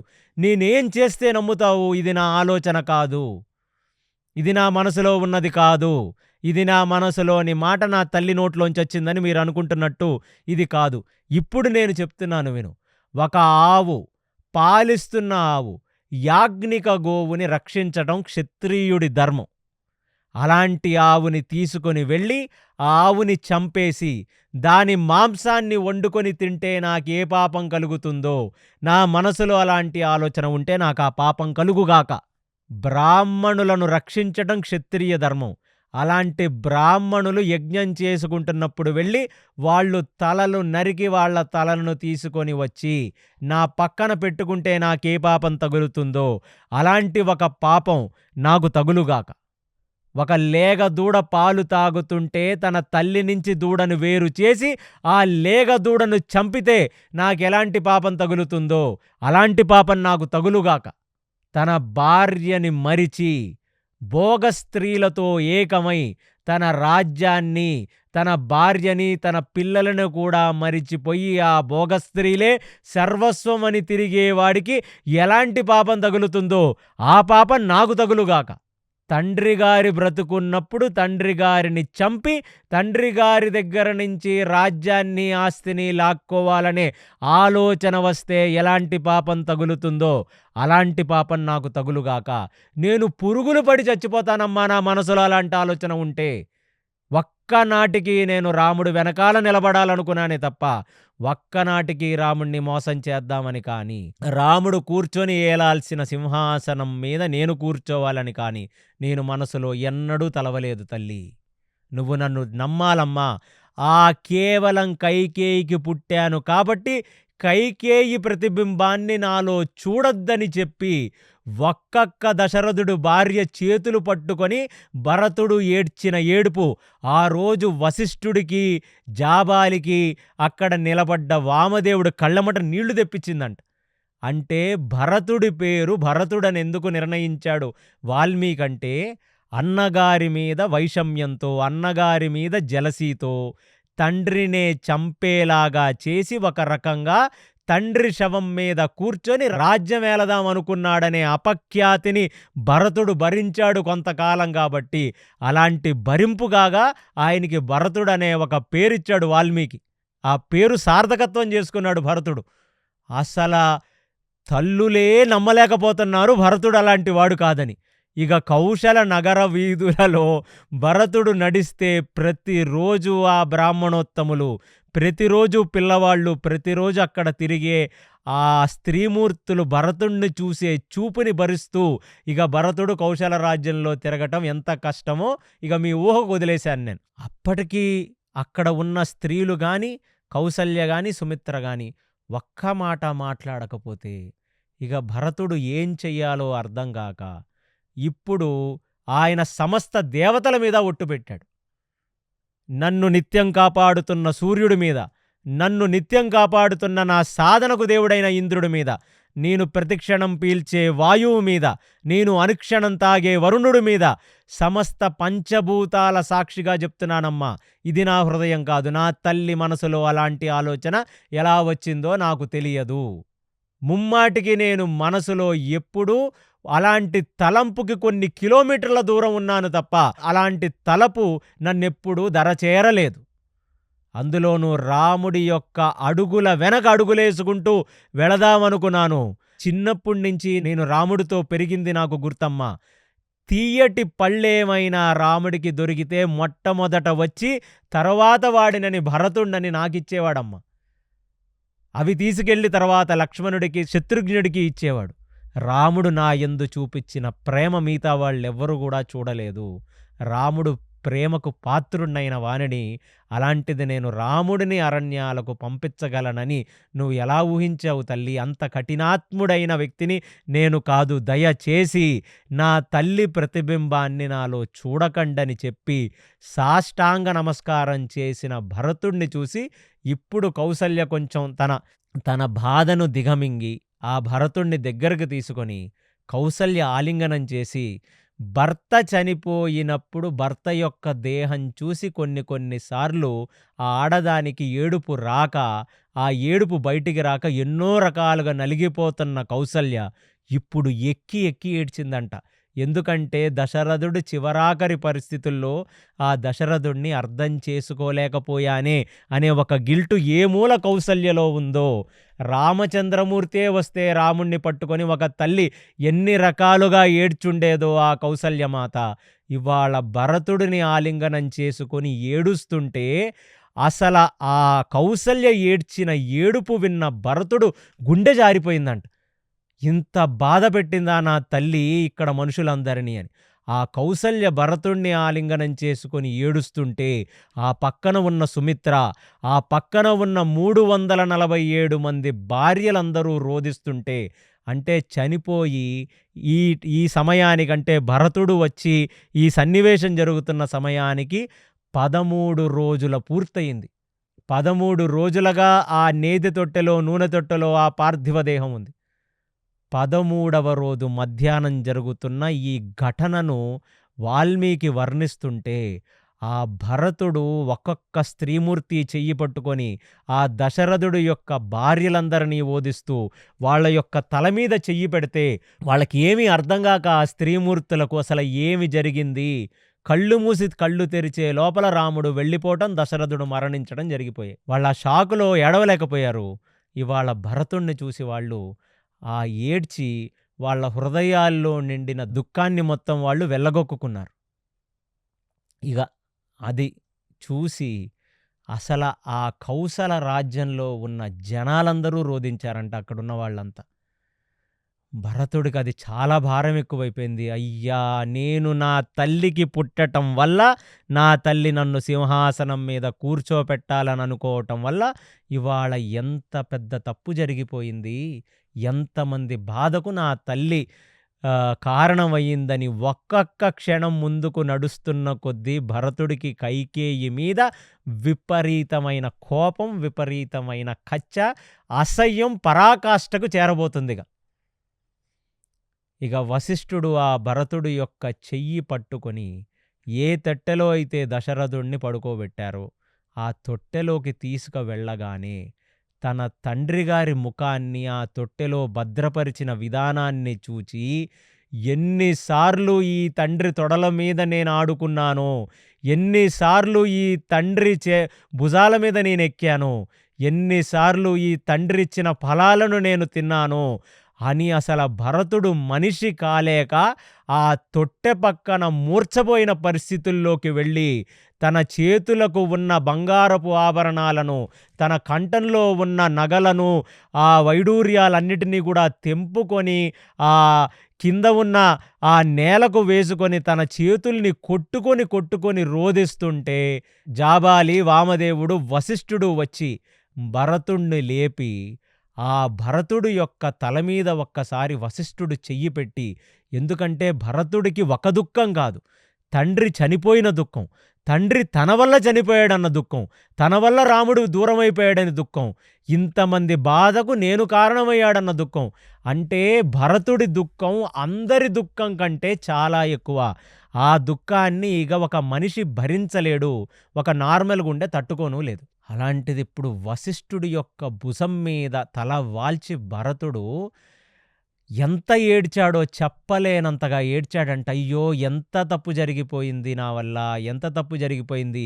ఒక్క క్షణం నేను రాజ్యంలో ఉండుంటే ఇంకో రకంగా ఉండేది. ఇదే పరిస్థితుల్లో నా మేనమామ యుధాజిత్ వచ్చి నన్ను తీసుకువెళ్ళాడు. నా తండ్రి చావుకు నేను కారణమయ్యాను. అంటే ఒక మంచి వ్యక్తి ఎప్పుడైనా ఏదైనా ఒక చిన్న తప్పు జరిగితే అది నా వల్లనే అని అనుకుంటాడు. ఒక చెడు వ్యక్తి వాడి వల్లే తప్పు జరిగినా ఏదో ఒక కారణం వల్ల నేను అలా చెయ్యటం వల్ల ఆ తప్పు జరిగింది తప్ప నేనా కారణం అని తన మనస్సాక్షిని తను మోసం చేసుకుంటాడు. కానీ భరతుడు అలాంటి వ్యక్తి కాడు, శుద్ధ సత్వగుణంలో ఉన్న వ్యక్తి. అలాంటి వ్యక్తి ఇవాళ ఈ చావుకి నేనే కారణం అని చెప్పి ఇక తన బాధని మొత్తం దిగమింగుకొని ఆ తొట్టె పక్కనే చేతులు పెట్టి ఆ నూనె లోపల ఉన్న దశరథుడి యొక్క ముఖాన్ని అలా చూస్తూ అలా ఉండిపోయాడంట ఒక షాక్లో. ఇక సాయంకాలం సంధ్య రానే వచ్చింది. ఇక వశిష్ఠ వామదేవాదులందరూ కూడా అంత్యక్రియ సంస్కారం పూర్తి కావాలి నాయన, 13 రోజులయ్యింది, కనీసం ఇప్పటికైనా లేచి మనం అంత్యేష్టి చెయ్యాలంటే ఇక భరతుడు, శత్రుఘ్నుడు, అక్కడ ఉన్న మినిస్టర్ సుమంత్రుడు ఇత్యాది వాళ్ళందరూ కూడా ఆ పార్థివ దేహాన్ని ఒక పాడెకు కట్టి తలా 4 వైపులా 4 పట్టుకుంటే ముందు వశిష్ఠ, వామదేవ, జాబాలి లాంటి వాళ్ళందరూ వేదగోష్ఠి చేస్తూ ఆ ప్రయత మంత్రములను చదువుతూ వాళ్ళు ముందుకు సాగుతుంటే కౌసల నగర వీధులలో ఉన్న వాళ్ళందరూ కూడా చివరాఖరిగా రాజుగారి ముఖారవిందముని చూచి ఆ నేతి తొట్టెలో భద్రపరిచి వెలిగిపోతున్న దశరథుడి యొక్క ముఖాన్ని చూచి అక్కడ ఉన్న ఆడవాళ్ళందరూ కూడా కింద పడి గుండెలు బాదుకొని వాళ్ళందరూ ఏడుస్తుంటే అటువైపు ఉన్న బ్రాహ్మణ, వైశ్య, క్షత్రియ, శూద్రులందరూ కూడా దశరథుడి వైపుకి ఎన్నో రకాల పూలు అవి జల్లుకుంటూ వాళ్ళందరూ కూడా దశరథుడి యొక్క వైభవాన్ని, ఇక్ష్వాకుల వైభవాన్ని గానంగా చేస్తుంటే అక్కడ ఎన్నో రకాల మేళాలు, ఆ ధ్వని శబ్దాలు, వేదగోష్ఠి, ప్రయత సంస్కారానికి కావలసిన ఆ ప్రయత మంత్రాలతో ఆ కౌసల నగర పొలిమేరలలో ఆ దశరథుడి యొక్క పార్థివ దేహం దాటుతుంటే ఒక నగరం కదిలొచ్చిందంట దశరథుడి వెంట. ఎందుకంటే 60,000 సంవత్సరాలు పైగా పరిపాలించిన వ్యక్తి, సాక్షాత్తు ఇంద్రుడికే యుద్ధం చేసి పెట్టిన వ్యక్తి. ఆయన వైభవం ఇలాంటి వైభవం కాదు. కేవలం ఒక్క స్త్రీ మీద ఉన్న కించిత్ వ్యామోహంతో ఆయన ఆ స్త్రీకిచ్చిన 2 వరాలు అనే ఒకటి ఆయన దుఃఖానికి కారణమయ్యాయి. అసలు దశరథుడు బ్రతికిన బ్రతుకుకి చివరాఖరి క్షణాలలో ఆయనకి కలగవలసిన దుస్థితి కాదు. అంత వైభవోపేతంగా భూమండలాన్ని ఏలినవాడు, ఆయన ముందు ఎవరు కూడా ఒక మాట మాట్లాడలేని వాళ్ళు. అలాంటిది ఒక ఆడదానికిచ్చిన కోరికలు నెరవేర్చి ఆ బాధను దిగమింగుకోలేక ఆయన పరిపరి విధాలా పరితపించి చనిపోతే కనీసం పక్కన ఒక్క కొడుకు కూడా నించొని లేడు. ఏ కొడుకు గురించైతే కొడకా అని చెప్పి 60,000 సంవత్సరాలు కొడుకుల గురించి పరితపించి చివరాఖరిగా పుత్రకామేష్టి యాగం చేసి రష్యశృంగుడిచ్చిన ఫలితంగా 4 కొడుకులను కన్నాడో అలాంటి ఒక్క కొడుకు ముఖం కూడా చూడలేకుండా దశరథుడు చనిపోవటం అనేది అసల వాల్మీకి చాలా అద్భుతంగా వర్ణిస్తే అసలు భరతుడు దాన్ని జీర్ణించుకోలేకపోయాడు. నా వల్లనే నా తండ్రి చచ్చిపోయాడని భరతుడు భావించాడు తప్ప ఇంకొక రకంగా ఆయన చూడలేకపోయాడు. అలాంటిది ఆ సరయూ నదికి తీసుకువెళ్ళి చివరాఖరిగా ఆ సరయూ నదిలో తన తండ్రికి అభిషేకం చేస్తుంటే ఆ తండ్రి గారి కాళ్ల మీద పడి ఎన్ని వందల సార్లు నేను ఈ సరయూ నదికి నా తండ్రి గారి చేతులు పట్టుకొని దిగాను, ఈ సరయూ నదిలో ఎంత ఈత నేర్పించుంటాడు నా తండ్రి, అలాంటి నా తండ్రి గుండెల మీద తన్నాను నేనని చెప్పి దశరథుడి యొక్క పార్థివ దేహం మీద పడి భరతుడు ఏడుస్తుంటే అసలు ఆయన బాధను ఎవ్వరు కూడా ఊహించలేరు. అంత బాధని ఎవరు కూడా భరించలేరు. ఎందుకంటే తండ్రి నార్మల్గా చనిపోవటం ఒక లెక్క, తండ్రి మరణానికి ఒక కొడుకు కారణమైతే ఆ కొడుకు మానసిక పరిస్థితి మనం ఊహించలేనిది, అది వర్ణనాతీతం, అది మాటలకు అందనిది. ఆ బాధ మొత్తం ఒకడు గమనిస్తున్నాడు, వశిష్ఠుడు. అమ్మా, భరతుడు బాధ మామూలు బాధ కాదు. కాబట్టి భరతుడి వైభవం నేను నిలబెట్టాలని అనుకున్నాడంట ఆ రోజు. ఎందుకంటే తండ్రి గారిని ఎంత ప్రేమించాడు భరతుడు. అలాంటిది తీసుకొని వచ్చి చితి మీద పరిచి దానికి ప్రదక్షిణ చేసి ఆ పార్థివ దేహానికి చివరాఖరిసారిగా మంట పెడుతున్నప్పుడు తండ్రి గారి ముఖాన్ని చూసి ఎన్ని రకాలుగా రోదించాలో అన్ని రకాలుగా రోదించి చితికి మంట పెట్టి తన మోకాళ్ల మీద పడుకొని ఒక పిచ్చివాడికి మళ్ళీ మట్టి అంతా గాలిలో విసురుకుంటూ నా తండ్రి మరణానికి నేను కారణమయ్యాను, నా తండ్రి మరణానికి నేను కారణమయ్యానని చెప్పి భరతుడక్కడ మూర్ఛపోతే ఆ భరతుణ్ణి తీసుకొని వచ్చి రాజభటులు వాళ్ళు వీళ్ళు అందరూ కలిసి ఆ భరతుడి యొక్క అంతఃపురంలో పడుకోబెట్టారంట. ఆ రాత్రి గడిచింది. మరుసటి రోజు పగలొచ్చింది. ఉలుకు పలుకు లేదు. భరతుడు మాట్లాడడు. అసలు ఆ రోజు తర్వాత మళ్ళీ భరతుడు నవ్వినట్టుగా గాని, మళ్ళీ భరతుడు ఒక వ్యక్తి దగ్గరికి వెళ్ళి మాట్లాడినట్లుగా గాని, ఒకళ్ళతో సేవ చేయించుకున్నట్లుగా గాని, అసలు తన కంటి మీద కునుకు తన నోటిలో ముద్దగాని దిగినట్లుగా గాని మనకు వాల్మీకి రామాయణం చెప్పట్లేదు. ఎందుకంటే భారంగా బ్రతికాడు. పీలుస్తున్న ప్రతి శ్వాస భారంగానే తీసుకున్నాడు. అందుకు ఆయన పేరు భరతుడు. అలాగా మళ్ళీ ఒక 13 రోజులు పూర్తయింది. 13 రోజుల తర్వాత ఈ మనం అంత్యేష్టి చేసిన 13 రోజులకు గాను ఎలా అయితే మనం పెద్ద కర్మ అంటామో, మనం దినం అంటామో రకరకాల వాళ్ళు, అలాగా ఆ 13వ రోజు ఒక పెద్ద అన్న సంతర్పణ జరిగింది. ఆ అన్న సంతర్పణకు కూడా అక్కడ ఉన్న వాళ్ళకి ముఖం చూపించుకోలేక భరతుడు వచ్చి వాళ్ళ ముందు నిలబడ్డట్టు కూడా వాల్మీకి చెప్పట్లేదు. ఆయనకి ముఖం చల్లట్లేదు జనాల్లోకి రావాలంటే. అలాంటిది కేవలం ఆ అగ్ని కార్యానికి వచ్చాడు, పిండ ప్రదానాలు చేశాడు, ఎవరితో మాట్లాడలేదు, చాలా గంభీరంగా ఉన్నాడు. అన్న సంతర్పణ అంతా జరిగింది. జరిగిన తర్వాత వచ్చిన వాళ్ళందరూ వాళ్ళు మాట్లాడుకోవలసినది వాళ్ళు మాట్లాడుకున్నారు. ఇక ఏది కూడా భరతుడు చెవున పడితే భరతుడు భరించే పరిస్థితుల్లో భరతుడు లేడు. బహుశా దానికి గాను కౌశల నగరంలో ఉన్నవాళ్ళు కూడా భరతుణ్ణి చూచి ఏ మాట మాట్లాడలేదు. మనసుల్లో ఏమనుకున్నారో అది మన ఊహాగానానికి వదిలేశాడు వాల్మీకి. ఇక 13వ రోజు అయిన తర్వాత 14వ రోజు ఒకరోజు ఆయన తన ఉన్న అంతఃపురంలో కూర్చొని ఒక సింహాసనం మీద చాలా తల నెత్తిన పట్టుకొని ఇక ఏం చెయ్యాలో అర్థం కాక అసలు తను ఎక్కడికి వెళ్ళాలి, దండకారణ్యం అనేది పెద్దది, ఎటువైపు వెళ్ళాడు రామచంద్రుడు, ఎలా పట్టుకోవాలి, దండకారణ్యంలో రాముణ్ణి వెతకటం అనేది సముద్రంలో రూపాయి బిళ్ళ పడేసుకొని వెతకటం లాంటిదే. ఎక్కడికని వెళ్తాడు, ఎలాగని వెతుకుతాడు, అసలు రాముణ్ణి ఎలా తీసుకొని వస్తాడు, ఈ రాజ్యభారాన్ని ఎవరు భరిస్తారు, ఎలా ఏలతాడు, అసలు ఏమిటి జరగాల్సింది. ఇక తండ్రి గారి అంత్యక్రియలతో భూమండలానికి తెలిసిపోయింది దశరథుడు చనిపోయాడన్న సంగతి. రాజు లేడు, ఉన్న భరతుడు మానసిక పరిస్థితి బాలేదు, వృద్ధుడైన వశిష్ఠుడే ఇప్పుడు ఒక రకంగా ఈ రాజ్యం యొక్క భారాన్ని మోస్తున్నాడు. ఎప్పుడు వరకు? భరతుడికి పట్టాభిషేకం చేసే వరకు. అప్పుడు ఒక విచిత్రం జరిగింది. పరిగెత్తుకుంటూ శత్రుఘ్నుడు వచ్చాడు భరతుడి దగ్గరికి. అన్నా అసలు ఇదంతా జరిగింది ఏమిటో ఎవరి వల్లనో నాకు తెలిసింది. బయట ఒక కోతి తిరుగుతుంది. ఆ కోతి ఎలా ఉందో తెలుసా అన్నా? దాని గూనికి ఒక పెద్ద బంగారపు కవచం వేసుకుందది.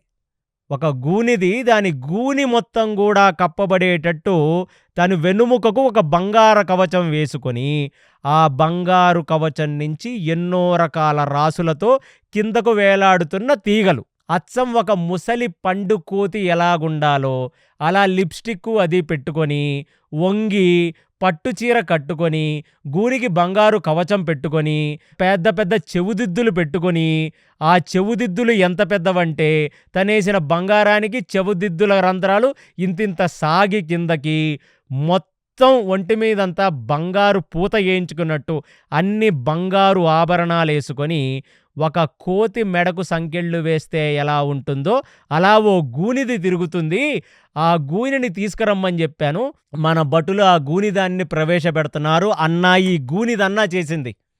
ఈ గూనిది వెళ్ళి కైకేయి మనసు పాడి చేస్తే కైకేయి ఇలాంటి కోరికలు కోరింది. ఈ గూనిదాన్ని వదలటం అనేది ఇక మనం చెయ్యకూడదు అని మంతరని తీసుకురమ్మని పిలిపించాననగానే అసల భరతుడు ఒక్కసారిగా శత్రుఘ్నుడిని చూశాడు. నా బాధ నువ్వు అర్థం చేసుకున్నావురా. అసల కైక మనసులో ఎక్కడి నుంచొచ్చింది ఇది అని నేను అనుకుంటూ ఉన్నాను. ఓహో! ఇది చేసింది ఈ గూనిదా ఇది అని చెప్పి భరతుడు ఒక నిమిషం చూడగానే ఆ గూనిదానికి సంకెళ్ళేసి ప్రవేశపెట్టారు భరతుడు ముందు. ఒక పక్కన శత్రుఘ్నుడు, ఒక పక్కన భరతుడు సింహాసనం మీద కూర్చొని. అటువైపేమో రాజభటులు. గూనిదాని చేతులకు సంకెళ్ళెయ్యగానే భరతుడు ఆమెని చూసి, బాగున్నావే పండు కోతిలాగా ముసలి కోతి, ఎంత పని చేశావే, నా తల్లి మనసుని పూర్తిగా పాడు చేసింది నువ్వేనా? నీ దగ్గర మొదలైందా ఈ విషబీజం? ఇక్కడ పుట్టిందా ఈ విషబీజం? అందుకా అని చెప్పగానే ఈ వార్త ఆ నోటా ఈ నోటా పాకి కైకేయికి చేరింది.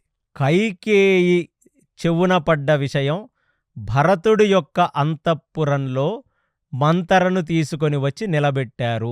భరతుడు తలుచుకుంటే ఆ మంతరకి శిరశ్ఛేదం కూడా చెయ్యవచ్చును అనగానే ఆగమేఘాల మీద కైకేయి తన అంతఃపురం నుంచి పరిగెత్తుకుంటూ తన పట్టపు స్త్రీ ఉన్న వేషధారణను కూడా మర్చిపోయి, అంటే ఒక పట్టపు స్త్రీ బయటికి వచ్చినప్పుడు ఒక పద్ధతి పాడు ఉంటుంది.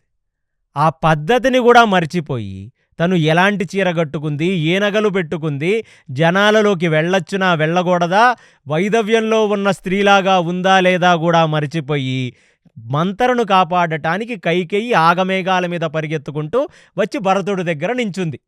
నించోగానే ఇప్పుడు శత్రుఘ్నుడు చెప్తున్నాడు, అన్నా ఇక సమయం చూడటం వేస్ట్. కైక కూడా వచ్చింది.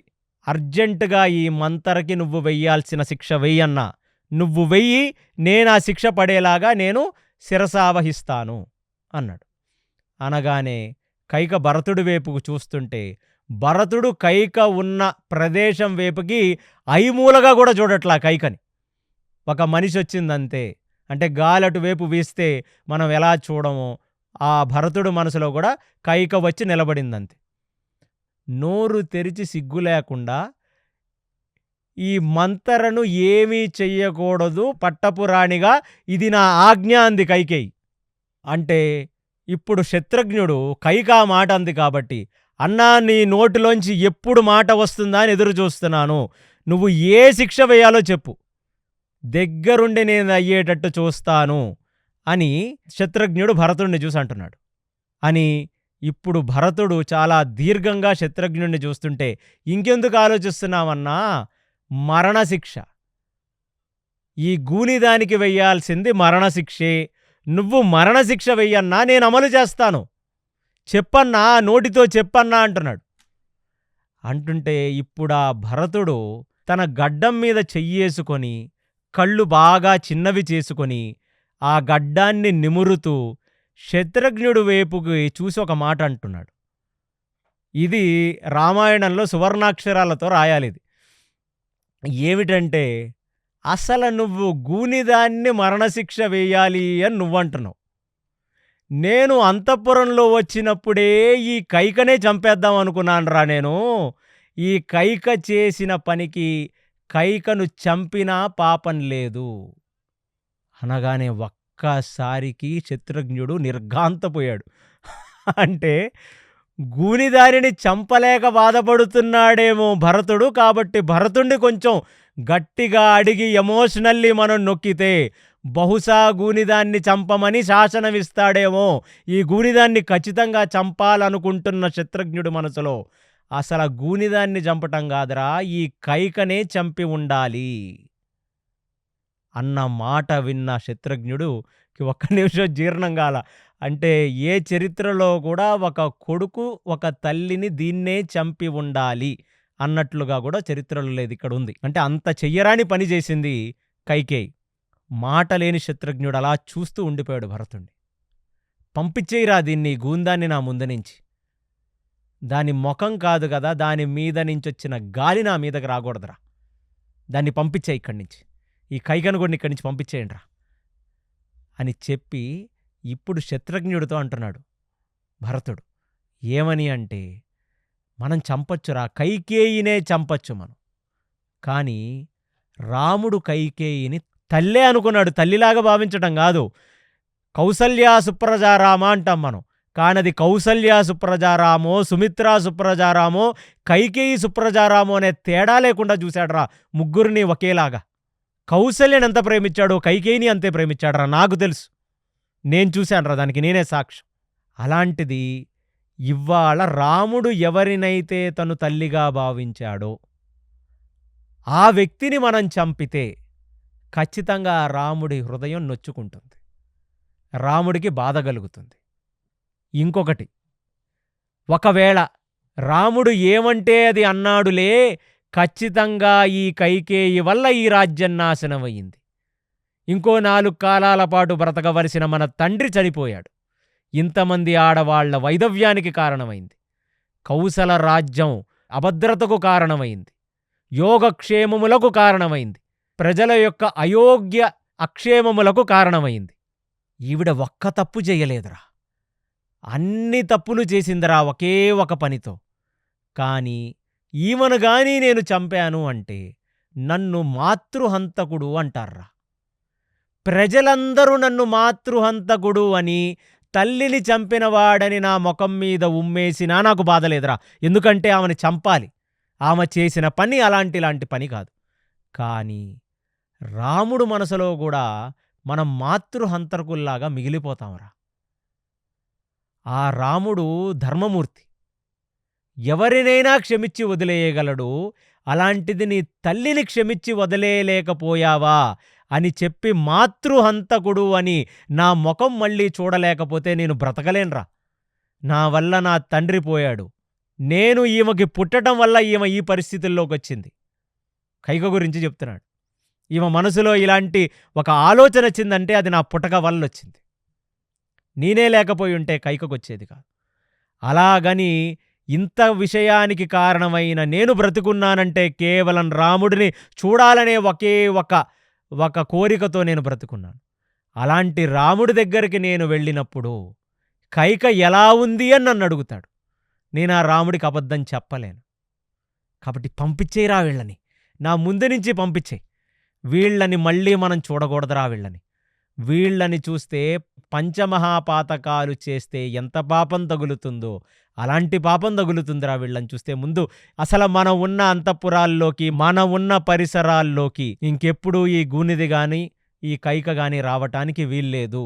శత్రుఘ్నానిని మళ్ళీ చెప్తున్నాను, నా మీద నీకు ఆప్యాయత గాని ఉండుంటే మళ్ళీ వీళ్ళ మొఖాలు నాకు చూపించకుండా, వీళ్ళని మళ్ళీ నేను కలవకుండా ఉండేటట్టు చెయ్యి, నాకు చాలు అని చెప్పి అక్కడి నుంచి లేచి ఏడ్చుకుంటూ భరతుడు తన ఒక మందిరం లోపలికి వెళ్ళిపోయి వలవలా ఏడుస్తూ అక్కడ పడిపోయాడు ఆయన. ఇక శత్రుఘ్నుడికి కూడా అర్థం కాల. ఇవ్వాల్టికి దశరథుడు చనిపోయి 27 రోజులైంది. 13 రోజులకి భరతుడొచ్చాడు, ఇంకొక 13 రోజులకు పెద్ద కర్మ చేశారు, తర్వాత 27వ రోజు ఇది జరిగింది. ఇప్పుడు భరతుడు వల్ల ఇది అవ్వట్లేదు, ఇంత భారాన్ని భరతుడు తన గుండెల్లో మొయ్యట్లేదని చెప్పి ఇప్పుడు ఒక సభని ఏర్పరిచాడు వశిష్ఠుడు. ఆ సభలోకి ఏ రాజసింహాసనం మీదైతే దశరథుడు కూర్చుండేవాడో, ఏ రాజసింహాసనం మీదైతే రాముడు కూర్చోవలసినదో ఆ రాజసింహాసనాన్ని ఖాళీగా ఉంచి సభ మొత్తం జనాలొచ్చేశారు. మొత్తం మినిస్టర్లు, యోగి పుంగవులు, ఋషులు, తపస్సులు, బ్రాహ్మణేతరులు మొత్తం అందరూ అక్కడ చేరారు. చేరగానే భరతుడు కూడా ఏదో ఎమర్జెన్సీ మీటింగ్ అంటే ఏదైనా రాజులకు భద్రత, కోశాగార, చతురంగ దళాలు, స్ట్రాటజీ, డిప్లొమసీ ఎలాంటిది ఒక మీటింగ్ అని వచ్చాడు తప్ప మనస్ఫూర్తిగా భరతుడు రాల. ఒక ఏమరపాటి స్థితిలో అక్కడ కూర్చొని ఉన్నాడు. భరతుణ్ణి అనుగమిస్తూ శత్రుఘ్నుడున్నాడు. అంతే, శత్రుఘ్నుడు గడిచిన 13-14 రోజులుగా భరతుడు ఎక్కడ నడిస్తే అక్కడే నడిచాడు. ఎందుకంటే భరతుడు మనసులో ఉన్న బాధ ఏమిటో శత్రుఘ్నుడికి అర్థమైంది. ఇప్పుడు వశిష్ఠుడు లేచి, రాజగురువుగా ఇదే నా శాసనం, సింహాసనం ఖాళీగా ఉంది, సింహాసనం మీద ఒక రాజు లేడు, ఇంకెక్కువ కాలం అరాచకత్వంలో ఈ కౌశల రాజ్యం ఉండదు, కాబట్టి నేను భరతుణ్ణి ఆజ్ఞాపిస్తున్నాను వచ్చి ఈ సింహాసనం మీద కూర్చోమని. ఇప్పుడు నేను మంత్రజలాలతో, మంత్రములతో నిన్ను అభిషేకించి నిన్ను ఈ రాజ్యానికి పట్టాభిషిక్తుణ్ణి చేసి నిన్ను రాజుగా నేను కూర్చోబెట్టదలిచాను అని వశిష్ఠుడు చెప్పాడు. చెప్పగానే జనాలెవ్వరూ మాట్లాడలేదు. వశిష్ఠుడు కూడా భరతుడి వైపు చూస్తున్నాడు. భరతుడికి అసలు అది వినపడనే లేదు. అసలు అక్కడ జరిగే విషయాలతో భరతుడికి సంబంధం లేనట్టుగా కూర్చున్నాడు. పక్క నుంచి శత్రుఘ్నుడు ఒకసారి కదిపాడు భరతుడిని. కదపగానే వశిష్ఠుణ్ణి చూశాడు భరతుడు. చూడగానే, నువ్వే వచ్చి సింహాసనం మీద కూర్చుంటే నీకు అభిషేకం చేస్తానంటే ఒక ట్రామాలో వశిష్ఠుడు మాట్లాడుతున్నట్లుగా భరతుడికి కనబడుతుంది కానీ భరతుడి చెవులోకి శబ్దం వెళ్ళట్లేదు. ఏమీ మాట్లాడకుండా అలాగే ఉన్నాడు. ఒక్క నిమిషం వశిష్ఠుడు అరిశాడు, ఏమరపాట్లోంచి బయటికి రావాల్సినది భరత అనగానే శత్రుఘ్నుడు ఒకసారి ఊపితే అప్పుడు తన వశంలోకి వచ్చాడు భరతుడు. రాగానే అక్కడ వశిష్ఠుడు చెప్పాడు, భరత వచ్చి కూర్చొని రాజ్యభారాన్ని స్వీకరించు, నీకు పట్టాభిషేకం చేస్తాను అనగానే భరతుడు మాట్లాడుతున్న మాట, ఎవరి రాజ్యం, ఎవరి భారం, ఎవరు కూర్చోవాలి అనగానే వశిష్ఠుడు చెప్పాడు, నీ రాజ్యం, నా రాజ్యం, నాదెప్పుడైంది రాజ్యం? నా తండ్రి గారిది రాజ్యం, నా తండ్రి గారి తర్వాత రామచంద్రమూర్తిది రాజ్యం. రామచంద్రమూర్తిది రాజ్యం కాబట్టి అది నాదెలా అవుతుంది? నేనెందుకు తీసుకుంటాను దాన్ని? అందులోనూ మీరేం మాట్లాడుతున్నారు? నేనెందుకు కూర్చుంటాను ఈ రాజ్యసింహాసనం మీద? ఎవరి రాజసింహాసనం మీద ఎవరిని కూర్చోమని మీరు చెప్తున్నారు అనగానే మళ్ళీ వశిష్ఠుడు చెప్పాడు, ఏ రాజు లేకుండా 27 రోజులు గడిచిపోయాయి భరత. ఒక రాజు ఉండాలి, సింహాసనం మీద ఒక రాజు కూర్చొని ఉండాలి. నీ తల్లి నువ్వే రాజ్యసింహాసనం మీద పట్టాభిషేకం చేసుకొని కూర్చోవాలని అడిగింది. కాబట్టి రాజ కోరికగా అంటే నీ తండ్రి కోరికగా వచ్చి నువ్వు రాజ్యసింహాసనం మీద కూర్చోమంటే పరిగెత్తుకుంటూ వచ్చి వశిష్ఠుడి యొక్క కాళ్ల మీద పడి, నీకా రాజ్యసింహాసనం ఖాళీగా కనపడుతుంది వశిష్ఠ, నాకింకా నా తండ్రి కనబడుతూనే ఉన్నాడు అక్కడ. నా తండ్రి కుడితోడ మీద కూర్చున్న నా రామచంద్రమూర్తి నా అన్న కనబడుతున్నాడు అక్కడ. వాళ్ళలా కనబడుతుండగా ఆ రాజ్యంలో ఏ రాజు లేడని ఎందుకంటున్నావు? ఇవాల్టికి 28 రోజులైనా ఒకడు కూడా ఈ కౌశల రాజ్యం మీదకి యుద్ధానికి ఎందుకు రాలేదో తెలుసా మీరందరికీ? రాముడు యొక్క భుజపరాక్రమం తెలుసు వాళ్ళందరికీ. 17 ఏళ్ల బాలుడుగా దండకారణ్యానికి విశ్వామిత్రుడితో వెళ్ళి రాజులనే గజగజలాడించిన తాటక సంహారం చేసి మారీచ సుబాహులను నిగ్రహించి 5,000 మంది నెట్టుకొచ్చిన ఆ శివధనస్సును లేపి ఆ శివధనుర్భంగం చేశాడంటే రామచంద్రమూర్తి యొక్క భుజపరాక్రమం ఈ భూమి మీద నలువైపులా పాకింది. కాబట్టి కౌశల రాజ్యాన్ని కాపాడటానికి భరతుడి లాంటి అధముడు రాజ్యసింహాసనం మీద కూర్చోవలసిన అవసరం లేదు. నాకు నా తండ్రి కనబడుతున్నాడు, నాకు నా అన్న కనబడుతున్నాడు, మీకేం కనబడుతున్నాడు అని అడిగాడు అక్కడున్న జనాలందరినీ. ఆయన హిప్నాటిజమే చేశాడో, అక్కడ ఒక మాయే చేశాడో, జనాలందరూ ఒక్కసారిగా ఏడ్చేశారు. ఎందుకంటే ప్రతిరోజు రాజసభ జరుగుతుండగా రాజదండనాన్ని చేతిలో పట్టుకున్న దశరథుడు వాళ్ళందరికీ కనపడ్డాడు. వాళ్ళ తర్వాత సుగుణాభిరాముడు ఆ కోదండాన్ని పట్టుకున్న రామచంద్రమూర్తి కనపడ్డాడు వాళ్ళకి. కాబట్టి వశిష్ఠ, నేను నా అన్నప్రసాదంగా నా అన్న ఎడంచేతితో వదిలిన నీళ్లుగా కూడా నేను దీన్ని స్వీకరించలేను. ఎప్పుడూ నా అన్న ఎడం చేతి వైపు నేను నిలబడే ఉంటాను. ఈ రాజ్యానికి నాకు ఏ సంబంధం లేదు. ఉన్న సంబంధం వల్ల రామచంద్రమూర్తి ఈ రాజ్యానికి ప్రభువైతే నేను రామచంద్రమూర్తికి సేవకుణ్ణి. అదే నా నిజ ధర్మం, అదే నా పొజిషన్ ఇక్కడ. ఈ ఇంత డ్రామా వశిష్ఠుడు ఎందుకు చేపిస్తున్నాడంటే, రేపొద్దున కౌశల నగర వాసులెవరూ కూడా ఎప్పుడెప్పుడు రామచంద్రమూర్తి కూర్చోవాలని అనుకుంటున్న ఆ సింహాసనం మీద ఆత్రంగా ఎదురు చూస్తూ వచ్చి భరతుడు కూర్చుంటాడేమో. అంటే ఈ 13 రోజులు భరతుడు ఏడ్చినది కానీ, అక్కడ ఆయన వేదన పడ్డది కానీ ఒక డ్రామా ఏమో. ఎప్పుడైతే ఈ సింహాసనం పట్టాభిషేకం అనే 2 మాటలు వస్తాయో భరతుడి నిజగుణాలు బయటికి వస్తాయని ఒకళ్ళ చెవులు కొరుక్కున్న ఒకళ్ళు జనులు ఆ కౌశల రాజ్యంలో ఉండుంటారు. అలాంటి వాళ్ళందరికీ ప్లస్ వాల్మీకి ఈ రామాయణం ద్వారా మనందరికీ చెప్పటానికి గాను ఈ సన్నివేశం. ఇక వశిష్ఠుడు ఎంతగానో ఆనందపడి, అలాంటి ఒక రామచంద్రమూర్తికి నీలాంటి ఒక తమ్ముడు దొరకటం అనేది నా భూతో నా భవిష్యత్. ఎందుకంటే రాజ్యాన్ని స్వీకరించరా అంటే నా తండ్రి రాజ్యం నేను ఎలా స్వీకరిస్తాను, నా పెద్దన్నకు దక్కవలసిన రాజ్యం నేనెలా స్వీకరిస్తానని అనుకుంటున్న భారతదేశంలో ఉన్న ప్రతి మనిషికి కూడా రామాయణం ఒక ధర్మగ్రంథం ఎందుకయింది అంటే, ఇవాళ కలియుగంలో పెద్దన్న దగ్గర నుంచి మనం ఆస్తి తీసుకోవాలి, మన తండ్రి ఎప్పుడు చచ్చిపోతాడో ఆ ఆస్తి నలుగురికి పంచేస్తే తొందరగా ఆస్తులు తీసుకోవాలని అనుకునే ఒక దౌర్భాగ్యపు పరిస్థితికి భారతదేశం పడిపోయిందంటే ఆ క్రెడిట్ అంతా ఏంటంటే ఈ వ్యాస వాల్మీకి హృదయాలు మనం చదవకపోవటం వల్ల.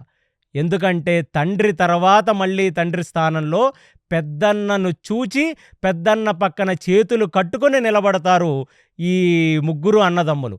ఇలాంటి ఒక విషయమే మనకి పాండవుల్లో కనపడుతుంది. తండ్రైన పాండురాజు చచ్చిపోతే ఆ ధర్మరాజు సింహాసనం మీద కూర్చుంటే నలుగురు చేతులు కట్టుకొని పక్కన నిలబడ్డారు తప్ప, మాకు ఆస్తిలో వాటా కావాలి, మేము కూడా హంసతూలిగా పాన్పుల మీద పడుకుంటాం, మాకు ఆస్తుల్లో షేర్లు కావాలని అడిగే ఒక దౌర్భాగ్యపు స్థితి భారతదేశం 50-60 సంవత్సరాల ముందు ఎప్పుడూ లేదు. బ్రిటిష్ వాడు భారతదేశాన్ని వదిలేసిన తర్వాత మనం తీసుకున్న భారతదేశానికి పట్టిన దౌర్భాగ్యపు పరిస్థితి ఈ యొక్క ఆలోచన. అంతే ధర్మాత్ములై అన్నలు కూడా ప్రవర్తించారు. ఎప్పుడు తమ్ముళ్ళని వాళ్ళ యొక్క తమ్ముళ్ళలా కాకుండా తండ్రి చనిపోయిన తర్వాత ఒక తండ్రిలాగానే భావించారు వాళ్ళు కూడా. ఆ త్యాగం అన్నలు చేశారు. అంతే నిబద్ధతగా తమ్ముళ్ళు కూడా మెలిగారు.